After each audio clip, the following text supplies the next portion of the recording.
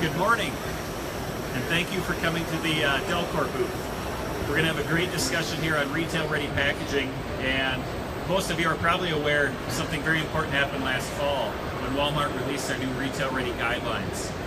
There's been a lot of questions in the industry and a lot of curiosity as to what the meaning of these guidelines is. And so here from Bentonville, Arkansas, we have Ron Sassine and Chet Rutledge to shed some light on the situation. Thanks, everybody. It's good to be with you this morning. We're excited to be here at the inaugural version of ProFood Tech. It's a great opportunity to reach out and share with you all a little bit of some of the experience we gained over the years as we headed up together the Walmart packaging effort for a number of years. My name is Ron Sassine. I'm the principal of Hudson Windsor. We are a boutique retail consultancy focused on packaging innovation and development for retail channels. And my partner here is Chet Rutledge. Hi, and I'm the director of marketing for retail-ready packaging at Vanguard Packaging now. And obviously, based on the title, my focus is going to be on retail-ready, shelf-ready packaging. And I've also, through the years on the Walmart team, we've worked with Vanguard and some others to help develop the new guidelines. We're going to shed some light on that today. These guidelines that have just been sent out and published by Walmart. We'll have some design features in there, but also we just want to talk about some of the real world applications of this. So we'll kick off with a little bit of background. To really understand where the retail industry is headed with packaging and shelf-ready packaging in particular, you need to take a look at what's going on in stores, the change that's occurring in the retail environment. The strategies that retailers are using to move product, whether in their physical stores, which we're going to focus on primarily, and in their e-commerce formats, all of that is driving a need for improvements in the way packaging arrives at the distribution point. And as packaging companies, it's important that we service and meet those retailer strategies and expectations. Part of that is the fact that retail is becoming disconnected from its past. The way we bought even 10 and 15 years ago is very different than what's being purchased today, and the way stores operate is changing. And finally, decision makers. We have a whole brand new generation of decision makers arriving on the scene. I'm fond of telling people that the most important decisions affecting your business today are being made by a 28-year-old mother of two. And that's true. She's walking the aisle every day of stores and making those purchases that will drive where the packaging industry and where the processing industry needs to go. A quick reminder, I like to touch on this because people need to understand that packaging has three core responsibilities. It's got to convey a product from point of origin to point of consumption and to all the steps along the way. It needs to communicate, and by that I don't mean just communicate visually, but communicate with all of the non-individuals, all the electronic eyes who have to read that package, all of the barcode readers who have to visualize and identify that package as it makes that transit. And then finally, when it hits the shelf, it needs to be able to convince.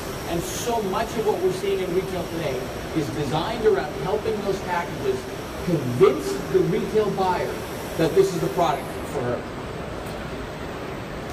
A couple of big drivers are behind all this. I always point to availability. You cannot sell a product if it's not where the consumer expects to find it. Too often we have great products, great packages, but there's something in the way they're being distributed that prevents them from being where the consumer needs to find them at the point of sale. An out-of-stock item is an item that didn't get sold. Print requirements, as a result, are changing. Walmart has recently launched, about 1 year ago, a new set of guidelines for how corrugated cases should be marked for distribution within the DCs and in stores, so that all the product can find its way to the right shelf when it's needed there. You need to know what you have, and you need to know where you have it. And finally, all these things are being driven because the operational costs of stores and distribution centers are increasing. Labor rates are going up, We see many states passing new minimum wage laws, and all of those will require retailers to pay more to get product moved through that path, placed on a shelf, and made ready for sale. Now, we're going to take a quick look at some things that are going on in the environment in retail today, and then Chet's going to lead us through a discussion of what's behind the retail-ready requirements and how we should all execute to keep those requirements. Finally, ask yourself this question. When you think about packaging innovation versus the reality that you deal with today, you've got to be honest with yourself. How complicated, as a brand owner, how complicated is my packaging to stock, to shop, and to face? Those are really important issues in terms of making sure that that product looks its best, stands up erect, and does everything it should at shelf. We're going to look at some ideas today around replenishment efficiency, because that's at the heart of the shelf-ready or retail-ready discussion. How many actions are required to stock your product? There's someone in this case, we're looking at an example here from a Meijer store here in Chicago, where all the cheese is still being sold on peg hooks. That means every day, we're not just loading new cheese on a peg, we're taking all of the existing cheese down, loading new cheese behind it, and then putting yesterday cheese back, so that we always keep a FIFO process. That's a lot of effort. As a guy who had to do that job, I can tell you that's not a lot of fun. Now, where we're moving is to this concept of single load, single action, shelf-ready packaging. Chad, do you want to talk about the cheese example? Yeah, I give a real good example of that. What you're seeing on the slide here in the Roseville shot is actually the Cabrio case that Delkor produces, as you can see here in the booth. But it was actually one of the first concentrated efforts into shelf-ready packaging that we did a couple of years ago. Worked with a cheese manufacturer, got out of the pillow pouch into a stand-up pouch that took it off the peg, and now what you've done is we've eliminated 12 repetitive motions into one. So instead of 12 stocking motions, you've got one, open the case, put it on the shelf. So that, on average, I've seen anywhere from 30 to 40% time savings. And time is a precious commodity when you're at any store, stocking the shelves. It makes available labor. You know, if the stock one shelf is full, they can move somewhere else. It's all about great efficiency opportunities. So there are some things that you have to consider, and I'll talk briefly about that a little bit later on, but it's really around optimization. How do you optimize the size of the package, the case, for the entire supply chain, from a pallet fit, truck fit, to shelf fit. And the more product you can keep available on the shelf, the sales opportunities are there. You can't sell it if it's not on the shelf. Fantastic. I like to stop in stores and talk to the people who load shelves. And a young man working at the store in Jane, Missouri, was telling me the other day how much better his efforts are during the day in reloading the cheese aisle, because he's got now the Cabrio case to work with. Chet's comments lead us to the next observation, and that's really sort of three things I want to focus on. And these are the three factors that are driving the move to shelf-ready packaging. First off, consumer needs. Consumers, as they shop, are busier than ever. Okay? How many of you have watched the mom with the cart, the two kids, big kid in the big part of the cart, little kid in the little footy part of the cart, right?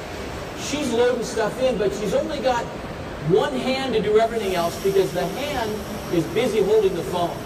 It used to be you could drive a cart and shop with one hand. Now you've got to drive the cart, shop, and hold a phone. So it's getting more complicated.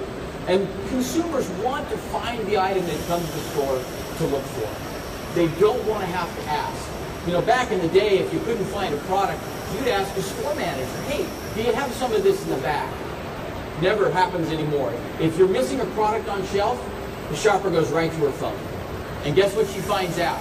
She finds out where she can get it and who the competitor is that's carrying it. And that's deadly for the retailer. The retailer needs to have the product on the shelf in the slot that it's designed to fill. Labor savings, and we talked a little bit about about the increases in labor costs, a lot of money is being invested in improving the skill level of the store level operators, and those skills require additional labor dollars. As a result, retailers are looking for ways to counteract that increase in labor costs through more efficient operations. And finally, when they do that, that permits them to refocus their associates on higher value-added activities in the store, helping, not just stocking, guiding, not just directing, trying to make sure that people can find the product they want to buy and find it efficiently and quickly. Now, we're going to move on and go through this design guide, and Chet's going to lead us through this discussion.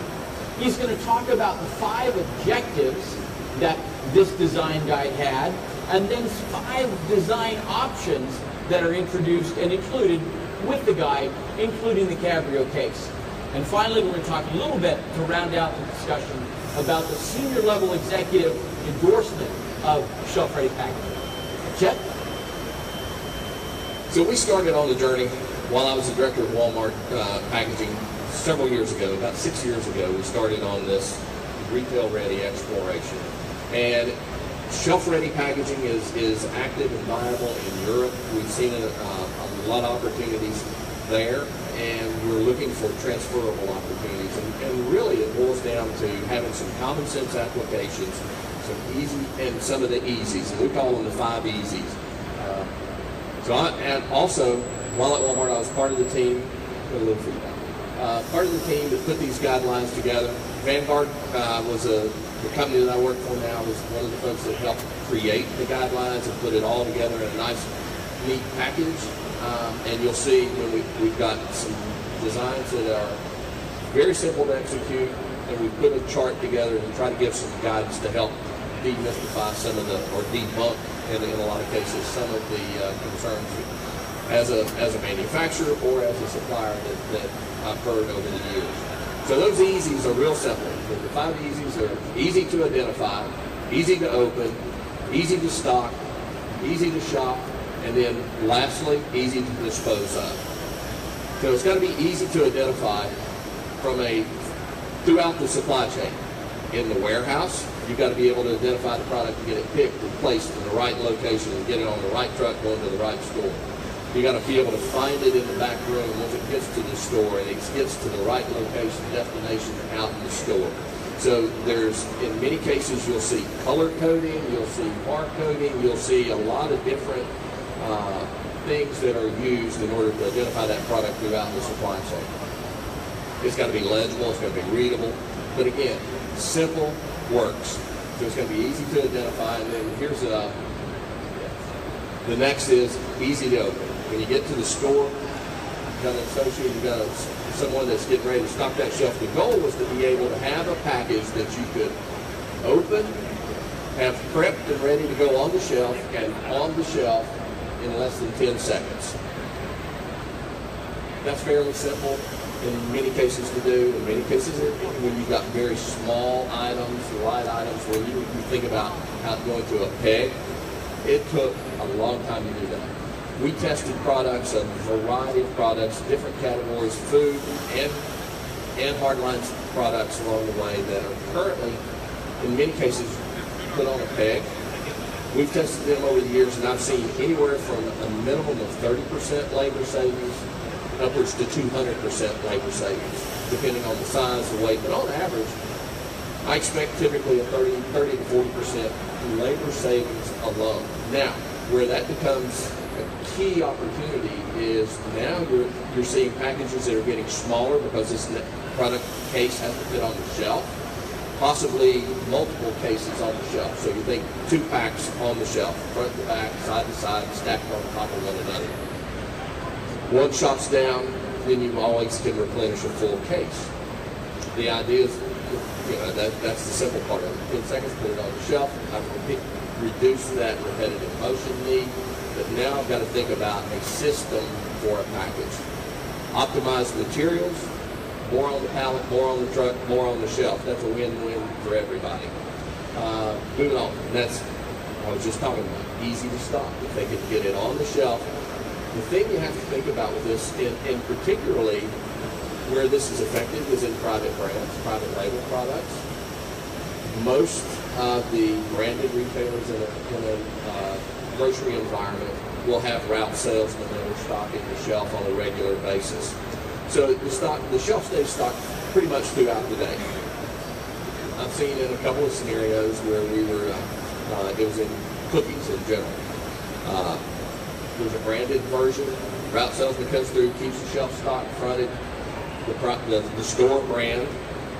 You've got store associates that are stocking that shelf. It gets stocked probably, early in the morning, somewhere along the way. But as that day goes along, it gets shot down. The shelf gets emptied, and by 3 o'clock in the afternoon, prime shopping time, it's empty. So to Ron's point, customers coming through, Alyssa, our millennial mom, comes through, and if the shelf's empty, she's not gonna waste the time to look for it elsewhere. She's gonna move right next door to it if the product's there. So she'll pick up that branded product along the way. So keeping the shelf available and full is a key thing, and being able to easy stock. Now it's not just a specific task that a particular person does. Anybody can stock that shelf. It becomes a 1, 2, 3 application. And again, if you can make it available, you got to be able to decant it out of the box, be able to see it. But that box or that package has to convey a lot of things to the customer. It's got to give nutritional information. It's got to give factual information about the product. You've got to have all the. There's so much information that's going on packaging these days that it becomes a challenge. But the beauty of this is, candy's a great example, and I've seen in Canada and Europe, and we're doing more here in the U.S., where you've got integrated graphics. You've got the package, the product itself, but then you've got the case that's holding the product, where you've got graphics that are integrated and tied together, and it becomes a seamless unit. So product visibility, catches the eye, moves the product, those are all key things. And then lastly, is being able to dispose of it. One of the concerns that a lot of people have initially is, particularly from a retailer, the old traditional thought has been, I'm going to put the product on, I've got to have a clean look, and I want it to look nice, neat, and pristine. If I put a box on the shelf, now I've got a box that's unattractive, I've got these frayed edges. What's that effect on the customer's concept of the product? Does it degrade it slightly? That's where we get into some of the designs that you'll see in the design guide here. Some of the things we took into consideration was, what's it look like on the shelf? Does it have clean edges? Is it designed properly where the cutting rules didn't leave those frayed edges along the way? So it's a clean, crisp look. You'll see that in Cabrio case. You'll see that in another design in there. We'll touch on those ones. I'll just run through them now. So, the first time I heard Chet come into my office and talk about the 5 easies, I said, the 5 whats? It wasn't a term I'd ever heard before. So he walked me through it just the same way that he's walking you through it today. Now we're going to take a minute and look at 5 different styles that are pre-approved in the guide and set out in a way that all of you as brand owners can immediately grab one of these pre-approved 5 styles. And Chet will walk us through that and talk about how each of them relate to the 5 easies. So the very first one is a very simple design. It's a tray with shrink. It's commonly used on things that are canned goods, bottled goods, semi-rigid type packaging. It's very common, and so that was one of the very first designs. And if you'll see in this bottom left side, there's that little blue box. It's got the little stars on there. What we tried to do is take each of those 5 easies and those attributes of that package and how do they stack up. It's a subjective chart. So there was a group, we sat down and said, here's where we think. This simple design, easy to open, high marks.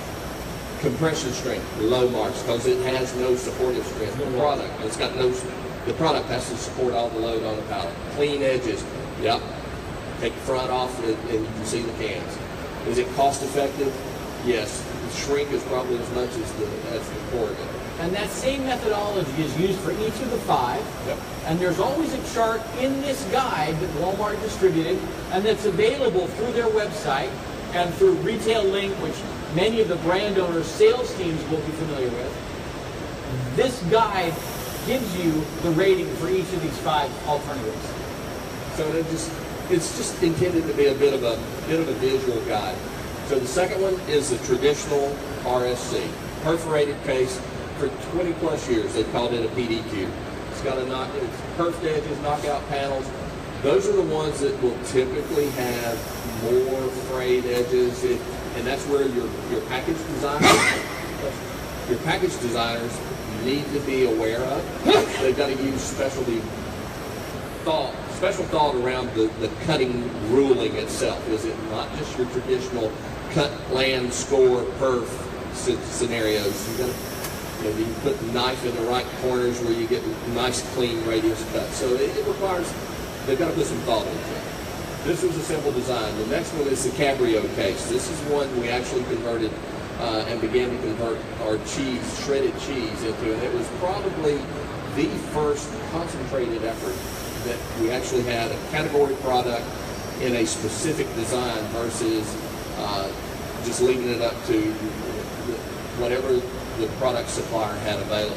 And this example is specifically appropriate because it combines a lot of different players in the supply chain to make it execute. There's a machinery supplier that's got a specific piece of machinery and a design that is appropriate to the retailer's needs. Add to that a corrugated box manufacturer who's building boxes that fit that machine's requirements. Add to that a brand owner who's using the design of the box to promote branding information and details about the product, and you find yourself at the retailer aligning all of these pieces so that they all serve the needs of getting the product where the consumer can buy it. And as you see, it got high marks because it's designed to have good compression strength, good support throughout the supply chain, inverts to be able to display the product so it's displayed properly. You can tie graphics in with it. It's a very cost-effective design and very versatile. You get a very good clean front. There's a lot from a brand marketing standpoint that you can actually, you have a clean front that you can put shapes and all types of brand opportunities. And with that versatility, we're able to make changes and modifications on a category by category or brand by brand basis. As recently as just several weeks ago, we were meeting with the Walmart merchandising team and hearing from them some of the concerns that they have and some of the additional input they'd like to have into this design. And it's very simple from an adaptation standpoint. So then there's the another design, which is a two-piece design. It's essentially a tray with a hood. This design shows some that are formed on a unique piece of equipment, a poly joiner or machinery along those lines. It's the bottom is glued and attached to the top. It ships like a regular box, but essentially it's a modified version of a two-piece traditional tray and hood. Again, fairly very simple from a loading standpoint. It works in a taped or a glued closing system. Again, it works well, particularly with very heavy products, because you're given an additional wall of corrugating to build up that additional strength. Now, because of that, it also is comparatively more expensive than some of the other models we've looked at. This one shows an auto bottom, which can be modified, but again, these are for reference, and so it's a good general reference. And then the other is a design that we produce at Vanguard. It's also, we call it a 5-panel RSC. The beauty of it is it runs on traditional RSC, regular slotty carton forming operations. It also runs it'll run in a traditional method where you're taping or gluing the bottoms. It runs just like a regular box. But when you open it up, you don't have those jagged edges. You've got a clean front panel. You also got good graphic opportunity. And it's an extremely versatile package. So those are it's real simple. Try to keep it easy, because the simplest solution we've found over the years is always the best solution. And then you can talk to that, Mr. Yeah, this is a simple form that's been included in the guideline, and it's available through Walmart's internal retail link system for approving any types of packaging changes that people would like to execute. So people can use this guide, use this form, and they'll know that what they're producing is exactly what the company can accept. Now, people ask me often, how committed is Walmart to this? How committed and how convinced are they that they're on the right path? And all I can refer back to is a meeting that was held about 6 weeks ago down in Bentonville, where the entire food division supply base was invited. And the senior vice president over the food division gave very specific, very direct instructions, saying that of 4 key items that will establish a partnership between a brand owner, manufacturer, and the retailer, okay, one of those 4 items is packaging. The phrase that was used was, we're willing to support those suppliers who are willing to support our needs in packaging. And so the commitment for the brand owner to meet the retailer in the way the retailer needs that product to be shipped is very important. And the new senior vice president who came into the job just about 8 weeks ago, she's absolutely committed to keeping this moving forward. I met, again, just about a few weeks after that with the person responsible for driving this effort. And again, they restated to me, they reinforced that they are absolutely committed to helping brand owners move forward with better packaging that's more appropriate to the retail environment. And that those suppliers, those brand owners who go with them on this journey will be rewarded. Now, there's a team in place to help manage this guidebook and to make sure that the decisions that you're making as brand owners are within the style guide. You have suppliers of machinery and packaging to help you do that as well. And really that's what we're here to talk to you about, is to make sure that you see the viability of creating better, more appropriate retail packaging that's shelf-ready, distribution-friendly, and consumer-facing, and get that on shelf with your products, just like a lot of samples you see here today. So, with that, we'd like to turn it over for a little bit of question and answer. My number, Chet's number is here. You know where the Delkor folks are, but we'd love to stay up here for a little while and take whatever questions you might have. One of the things that I did not mention, but I would encourage every one of you, because one of the things, the first pushback you're going to hear from people within your own organization, within the network that you deal with, is going to be, there's this perception that there's an increased cost associated with shelf-ready packaging. That's where the challenge is. You have to think, you have to work with your packaging suppliers, your packaging manufacturers, equipment manufacturers. There's a lot of folks here that can help with the right sizing, the optimization of not only materials, equipment, and how that entire product is assembled and comes together. Most times, 9 out of 10 times, the cases I've worked on over the past 5 years, we've been able to come up with a cost-neutral solution through some creative optimization. We gain that through cube utilization, how's it fit the pallet, truck, warehouse, handling, storage, shelf. All of those things are critical components when you're designing any of the packaging. And as we're seeing in consumer trends as well, portion sizes are getting smaller, so that's creating some additional demands. And so again, any chance you get to relook at any of those things, there's where there's opportunity. One of the things I think we didn't put in here, but on page 43, if you go pull that Walmart guide, there's actually a little cheat sheet. There's a smart chart that says if you've got a bag, if you've got a box, if you've got a carton, here's how it kind of plays with each of those different designs. So to help simplify that, we put that into the guide as well. Well, we want to thank everybody for coming. We want to thank those who've joined us on Facebook Live. Yes. It's great to have you with us as well. And again, if there are any questions, feel free to come on up and we can chat, or if you've got one that you think interests everybody, we'd be happy to take those from the general audience. But again, we'll be here all day. Looking forward to meeting up with as many of you as we have the chance to, and hoping that you have a good day here at the show. For anybody that has missed this presentation, we will have it again at 3 o'clock this afternoon. It'll be followed by beer and wine. Yeah, so bring friends. Yeah. Thank you very much. Thanks, guys.